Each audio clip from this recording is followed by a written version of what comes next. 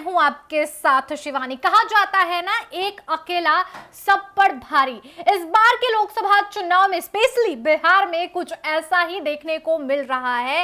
ये अकेले चुनाव में खड़े निर्दलीय प्रत्याशियों की चर्चा आज हम करने जा रहे हैं, जो चुनाव में पलटबाजी करने वाले हैं, मुद्दा सेट करके चलने वाले हैं। और इन तीनों का नाम चर्चा में बना हुआ है। निर्दलीय चुनाव लड़ रहे हैं, अकेले मैदान में खड़े हैं, लेकिन अकेले एक चेहरे जो हैं वो लोकसभा के अलग अलग सीटों पर काफी नाम बढ़ा रहे हैं और ऐसे में मुद्दा भी सेट कर रहे हैं। जो आपको बता दें कि 3 नाम जो कि चर्चा में बने हुए हैं, और ये 3 नाम जो है वो इस बार के लोकसभा चुनाव में गेम चेंजर का काम करने वाले हैं। जी हाँ, सत्ता को उलट पुलट कर सकते हैं ये 3 नाम। जी आपको बता दें कि पहला नाम है पवन सिंह, दूसरा नाम है पप्पू यादव और तीसरा नाम है हिना शहाब। ये 3 नाम चर्चा में बने हुए हैं। चर्चा में इसलिए बने हुए हैं क्योंकि एक तो इनके ऊपर एक अच्छा खासा नाम है, चर्चा में रहते हैं, बाहुबली भी माने जाते हैं, लोगों के बीच में संपर्क करते हैं, फैन बेस है, तो कई पुराने इतिहास भी जुड़े हुए हैं। इस वजह से नाम में बने हुए हैं और चर्चा में बनने का खास वजह यह भी बनता जा रहा है कि इस बार के लोकसभा चुनाव में जिस कदर लोगों के बीच पहुंच कर संपर्क कर रहे हैं, लोगों के मुद्दों को उठा रहे हैं और बताने की कोशिश कर रहे हैं कि इस बार का लोकसभा चुनाव जनता के हित में होने वाला है, जनता के लिए होने वाला है। और ऐसे में ये 3 नाम जो है वो चर्चा का विषय बने हुए हैं। बता दें आपको कि लोकसभा 2024 का चुनाव जो है बिहार में स्पेशली अगर देखें तो अधिकतर सीटों पर एनडीए वर्सेस महागठबंधन बना हुआ है, यानी सीधी टक्कर ये दोनों गठबंधन के बीच में है। पूर्णिया से बात करें तो पप्पू यादव निर्दलीय खड़े हैं, काराकाट से बात करें तो पवन सिंह ने ऐलान कर दिया है और हिना शहाब सिवान लोकसभा सीट से नामांकन दाखिल कर ली है। ऐसे में निर्दलीय प्रत्याशी के रूप में हिना शहाब भी बेजोड़ का टक्कर देने वाली हैं। काफी कुछ चर्चा हो रही है, लेकिन आपको बता दें कि ऐसे में मतदान हो चुके हैं, 2 चरणों का मतदान कंप्लीट हो चुका है और जो वोट का प्रतिशत सामने आया है वो लोगों को हैरान तो किया ही है, लेकिन चुनाव आयोग को भी झटका दे दिया। चुनाव आयोग जो है इस मामले को देखते हुए तरह तरह के लुभावने वादे कर रहे हैं, यहां तक तो तोहफा देने तक की बात कर रहे हैं। कई बातें निकलकर सामने आ रही है। चुनाव आयोग सोच रहा है कि बाकी के जितने चरण बचे हुए इसमें मतदान का जो प्रतिशत हो वो बढ़े, जो मतदाता हैं वो उतरे मैदान में आए और मतदान करें, इस तरीके का माहौल बना हुआ है। लेकिन ये जो मतदान के प्रतिशत 2 लोकसभा यानी कि इस बार के 2 चरणों के चुनाव में जो प्रतिशत आए हैं सामने, उसने हैरान तो किया ही है। सवाल सबसे बड़ा खड़ा ये कर रहा है, क्या ये वोट प्रतिशत कम ये साबित कर रहा है कि इस बार की जीत जो है वो निर्दलीय प्रत्याशी की तरफ ही जाने वाली है? सबसे बड़ा सवाल खड़ा हो रहा है। इस पर ही आगे विस्तार से हम चर्चा करने वाले हैं, सारी बातें आपके समक्ष रखने वाले हैं। जी आपको बता दें कि ऐसे तो बिहार में लोकसभा चुनाव को लेकर सीधी टक्कर जो है वो एनडीए वर्सेस महागठबंधन के रूप में देखा जा रहा है। लेकिन 3 नाम, जैसा कि मैंने आपको पहले स्टार्टिंग में भी बता दिया है कि 3 नाम पप्पू यादव, पवन सिंह और हिना शहाब गेम चेंजर इस बार के लोकसभा चुनाव में बनने वाले हैं, नाम रचने वाले हैं। बता दें आपको कि इतिहास रच देंगे अगर इनकी तरफ जीत पूरी की पूरी अगर बढ़ती है तो। बता दें आपको कि सबसे पहले जो सीट की बात करने जा रहे हैं वो सिवान लोकसभा सीट पर करने जा रहे हैं।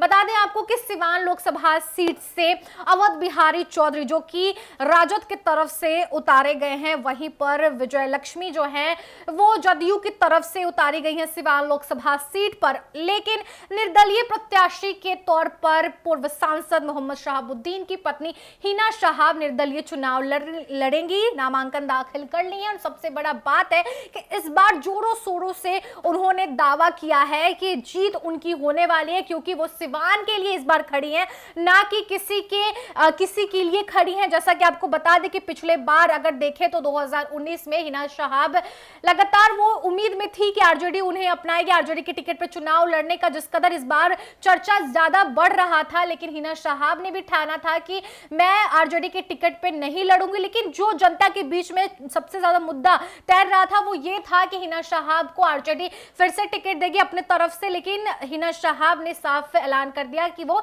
निर्दलीय ही चुनाव लड़ने वाली है, क्योंकि अगेंस्ट बोल रही थी, राजद के खिलाफ बोलती हुई नजर आ रही थी। ऐसे में एक और बात अगर आपको बताएं तो जदयू की सीटिंग सांसद जो है फिलहाल तत्काल कविता सिंह, उन्हें टिकट नहीं दिया गया है और कहीं ना कहीं राजपूत वोटर्स जो है वो जदयू से नाराज हैं, साथ ही एनडीए से नाराज हैं, और ये जो राजपूत का वोट है वो हिना शहाब की तरफ खिसक सकता है। पहली बात तो ये होगी। दूसरी बात हम एमवाई समीकरण की कर रहे हैं, जो कि राजद का सबसे महत्वपूर्ण आंकड़ा होता है, जाति समीकरण होता है। एमवाई समीकरण को लेकर राजद चलती है, इसमें से भी हिना शहाब वोट चुराने वाली हैं, यानी अपने तरफ करने वाली है। एमवाई समीकरण को बिखेर के रख देंगी हिना शहाब। जैसा कि बता दें आपको कि हिना शहाब से आरजेडी इस मामले में बहुत डरती है, क्योंकि दिवंगत पूर्व सांसद शहाबुद्दीन की पत्नी हिना शहाब इस बार एमवाई समीकरण पर नजर गड़ाई हुई हैं और राजपूतों का वोट भी उनके तरफ जा सकता है। इसमें एक और बात सबसे महत्वपूर्ण निकलकर सामने आ रही है, जिस कदर हिना शहाब जो है वो हिंदुत्व की ओर आकर्षित हो रही हैं, बढ़ रही हैं, ये जताने की कोशिश कर रही हैं कि हिंदू भाई बहन भी मेरे लिए एक बराबर है। ऐसे में राजपूतों का वोट उनके तरफ जाना कोई हैरानी की बात भी नहीं हो सकती। चलिए अब आते हैं काराकाट लोकसभा सीट पर। काराकाट लोकसभा सीट भी काफी महत्वपूर्ण बना हुआ है। महत्वपूर्ण इसलिए बन गया है क्योंकि यहां पर पवन सिंह आ चुके हैं। पवन सिंह ने निर्दलीय चुनाव लड़ने का फैसला ले लिया है। पवन सिंह ने साफ साफ ऐलान कर दिया है कि वो ना तो अब एनडीए में जाने वाले हैं, ना किसी की बात सुनने वाले हैं, वो सीधे सीधे इस बार काराकाट लोकसभा सीट से चुनाव लड़ेंगे।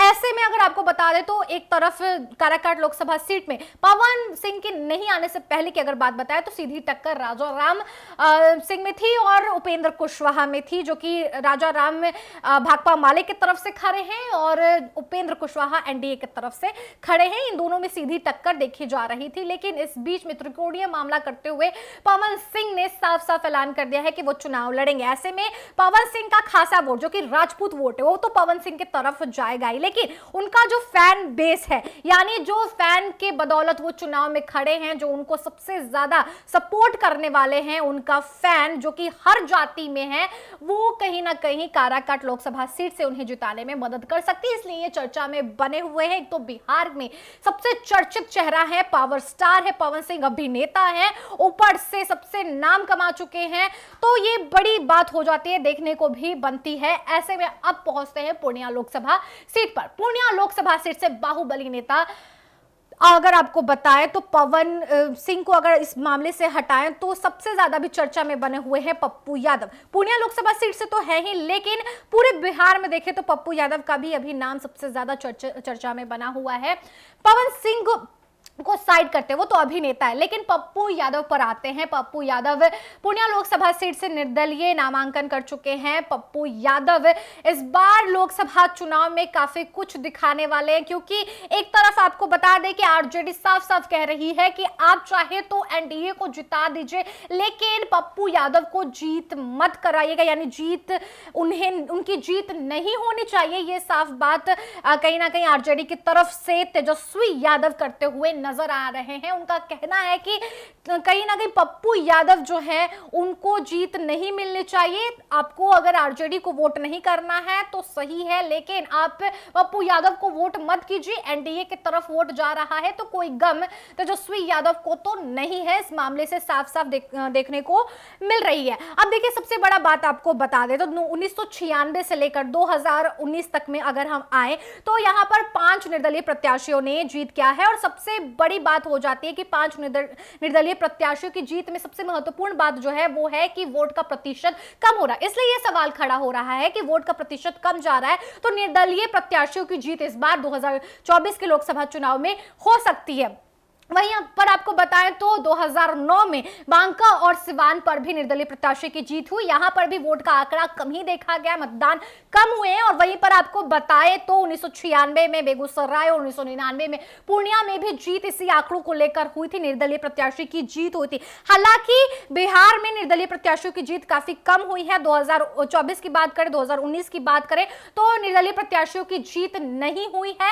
ऐसे में 2024 का जो 3 नाम सबसे चर्चा में बना हुआ है, आपको पता है पवन सिंह, पप्पू यादव और हिना शहाब, इनके तरफ जीत का आंकड़ा सबसे ज्यादा जा रहा है। वहीं पर विशेषज्ञों का मानना है कि इस बार वोटिंग प्रतिशत कम आई है, इसलिए डायरेक्ट अनुमान लगाना कि इन्हीं 3 प्रत्याशियों की जीत होगी वो थोड़ा सा डाउटफुल हो सकता है। लेकिन धरातल पर जो बातें साफ तौर पर निकल कर आ रही है वो ये है कि 3 कैंडिडेट जो हैं, पप्पू यादव, पवन सिंह और हिना शहाब, मजबूत कैंडिडेट हैं और इनको टक्कर देने के लिए महागठबंधन हो चाहे एनडीए हो, उन्हें सोच विचार करना पड़ेगा। हालांकि इस पर आपकी क्या कुछ राय, आप हमारे कमेंट बॉक्स सेक्शन में लिखकर जरूर बताइए। मिलते हैं आपसे नेक्स्ट वीडियो में, तब तक के लिए धन्यवाद।